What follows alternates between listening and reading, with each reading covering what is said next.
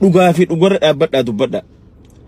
Arraan tana yoo eenyu maqaan isaa Jaalmarroon dhugaan isin inja ololli isarra gaggeeffamaa jiru kuni ololuma jaarraa abbaa gadaa farra gaggeeffamaa ture. Namni kuni leenca, namni kun dhiira, rabbiin Oromoodhaaf dirmateen jaan akka hiyyatti. Because yoo araarri kun araara qulqullute, araara shiran qabne taate, maaliif respectii dhoowwamee namni kun osoo isan dubbisin, osoo silkii isaan qabaatiin televizyinarra haa ifii dhagahee takka ifii beekee nu dhufuu jechuun maaliif barbaachisa? Kabaja isaatiif qunnamuu ture. I don't care. Ani hundi keenya wal qixa qabsoonee jira, walirra qabsoonee malee.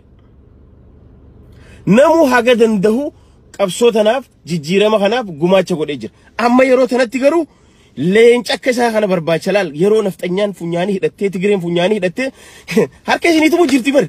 Haga isin bar waboon hiikkattee dhumatti maaluma rabbi isin godhe, maaluma rabbi ummata horii isin godhe akkami gammadda waboon hiikkattee tani akkami gammaddanii hin deebine gaafiin Oromoo hin deebine hagamma.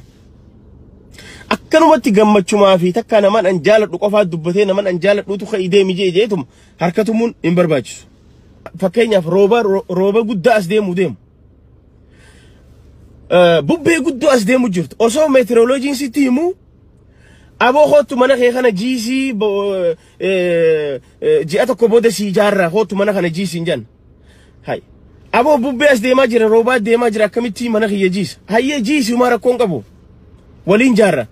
Hayyee gaajee amma yeroo sana Jaalmarroon lakki hin jiisu mana kana hin jiisu dura mana bareedaa san jaaraati, mana bu'urri isaa cimaa jaaraati, mana faawundeeshinni isaa jabaa jaaraati, oggaa san dhufeetiin seenaa je maal balleessi? Humaan balleessin. Wallaahi wa billaahi dhugaa isaati. I don't care. Ani laal dalagadheen jiraadha. Yoong nama gargaaree mal namni na gargaaru hin jiru. Sumuni takka namni kan hin jiru. Garuu arraan tana hooyi girigirri yerootiif je'ee dhugaa Oromoo irra ajjadhee dabruun fedhu seenaan boru na gaafatti. Game is over. Jinni jaanka waan akka inumaa qabsoon amma eegalteewu. Hormicha gurbaan dhiira.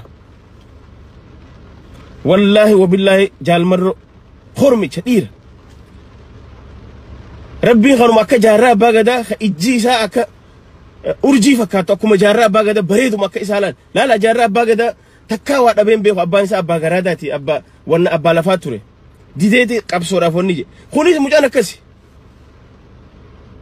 yeroo Oromoon dammeeyxee yeroo Oromoon barte kanatti ijjannoo isaa gig je laal noo je abbaa fedhe Johaar namni mileenni jala deemuu fi abbaa gadaa hunda noo je sirri miti gaafiin Oromoo hin deebine je gaafiin Oromoo waan hin deebiiniif hin galu je dhugaasaati. Osoo gaafii Oromoo ati eeyduuti mi? Hasiidaan Haayila Sillaasee dhaabbate. Erga Siidaan Haayila Sillaasee dhaabbatee mi? Ha Amaarri matarra nu bee. Amaarri matarra nu bee. Haa nuu teessu waboon tun bari beektaa? Kiniina bar qoricha. Maaliif ka'uu jennee guyyaa takka keessa shanee jennee akka kiniinatti arrabsina malee takka. Dhugaa qooda kaayuu.